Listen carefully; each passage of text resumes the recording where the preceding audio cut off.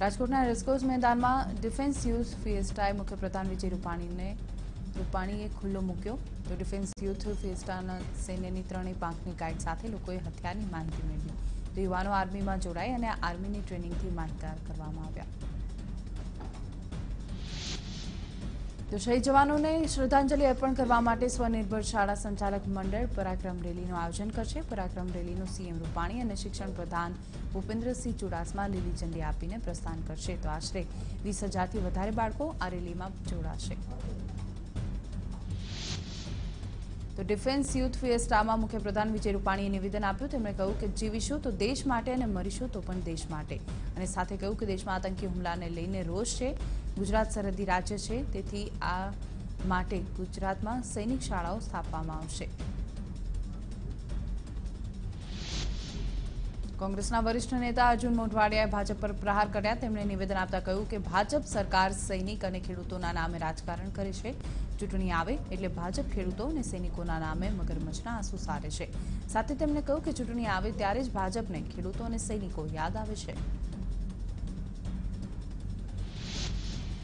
કોંગ્રેસ પાર્ટીના સ્થાપના દિવસની ઉજવણી દરમિયાન વિવાદ થયો છે। કોંગ્રેસના કાર્યક્રમમાં નેતાઓએ ગાંધીજી, સરદાર પટેલ અને જવાહરલાલ નહેરુના ફોટાને ભેટમાં આપ્યો। જો કે કોંગ્રેસના નેતાઓએ ભેટ સ્વીકાર કરી અને ત્યારબાદ ફોટો જમીન પર પગ પાસે મૂકી દીધો।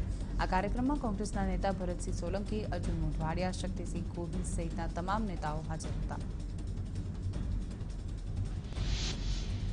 ગાંધીનગરમાં એલઆરડી પેપર લીક કેસમાં છેલ્લા 2 દિવસ દરમિયાન વધુ 7ની ધરપકડ કરવામાં આવી। બનાસકાંઠાના વડગામ, ધનસુરા અને મહેસાણાથી આરોપીની ધરપકડ કરવામાં આવી છે। તમામ એલઆરડી પરીક્ષાના વિદ્યાર્થીઓ હોવાનું સામે આવ્યું। પેપર લીક કૌભાંડમાં અત્યાર સુધીમાં કુલ 28 લોકોની ધરપકડ થઈ છે। અમદાવાદના હેલ્મેટ બ્રિજ પાસે એક કોમ્પ્લેક્સમાં લાગેલી આગ પર કાબુ મેળવી લેવાયો। 4થી વધારે ફાયર ફાઇટરની ટીમ ઘટનાસ્થળે પહોંચી અને આગ પર કાબુ મેળવ્યો હતો।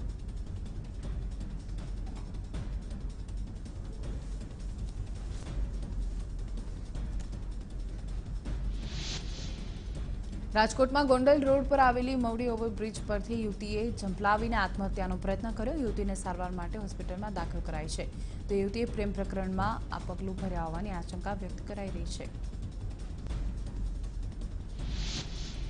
પંચમહાલની ગોમા નદીમાં થઈ રહેલી રેતી ખનન ચોરીને અટકાવવા માટે તંત્ર હવે ટેકનોલોજીના સહારે કાર્યવાહી કરશે। ખાણ ખનીજ વિભાગે ડ્રોનની મદદથી ગોમા નદીમાં સર્ચ કરતા વેજલપુરના સુરેલી રોડ પર રેતી પેકિંગ કરવાના એકમો પર દરોડા પાડવામાં આવ્યા અને લાખો રૂપિયાની મશીનરી પણ જપ્ત કરવામાં આવી। તો ડ્રોનની મદદથી જીઆઈડીસી વિસ્તારની ખાનગી પ્લોટમાં પણ ગેરકાયદે ખોદકામ થઈ રહ્યા હોવાનું સામે આવ્યું અને રેડ કરવામાં આવી। તેથી ખાણ ખનીજ વિભાગે એક જ દિવસમાં 2 સફળ રેડ કરી અને 2 કરોડથી વધારેના વાહનો અને મશીનરી કબજે કર્યા અને ખનીજ ચોરી કરતા ઇસમો સામે પણ કાર્યવાહી હાથ ધરી હતી।